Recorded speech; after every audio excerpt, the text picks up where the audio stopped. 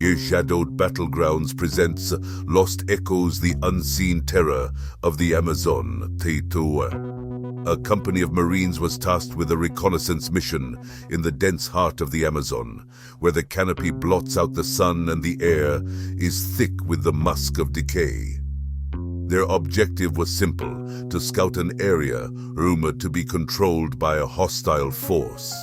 The reality, however, was far from it.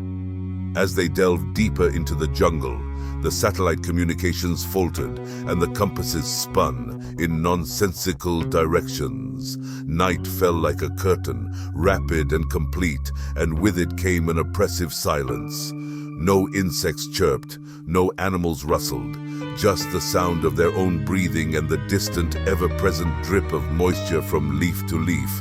On the third night, Private Jenkins swore he saw figures flitting between the trees, shadowy silhouettes that seemed too tall, too thin to be human.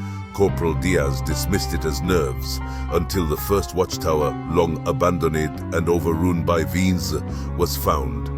No sign of life, but inside, the remains of a radio set buzzed to life with a crackle of static, then a voice, clear and cold as ice, speaking in a language none of them recognized. It repeated the same phrase over and over, a message lost to those it reached.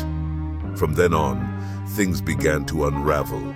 Equipment disappeared only to be found in impossible places, up in trees, buried under freshly turned earth dangling from vines, and always the feeling of being watched, of unseen eyes boring into their backs. The breaking point came when they stumbled upon a clearing, in the center of which stood a stone altar, ancient and covered in moss. On it lay modern military tags, dozens of them, some so fresh the names engraved on them could still belong to the living. That night, the perimeter they set up was breached, not by any human foe, but by whispers in the dark, laughter that seemed to come from the very earth beneath them, and shadows that danced just beyond the reach of their flashlights. In a panic, they called in for extraction, but when the helicopter arrived, the pilot reported seeing nothing on the ground but an empty clearing and the ruins of a stone structure, no sign of the company.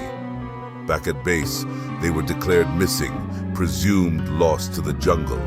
But sometimes, on quiet nights, the radio operators swear they can hear a transmission, a voice speaking in an unknown language, repeating the same phrase over and over, as if somewhere, deep in the heart of the Amazon, the company is still out there, still trying to make contact.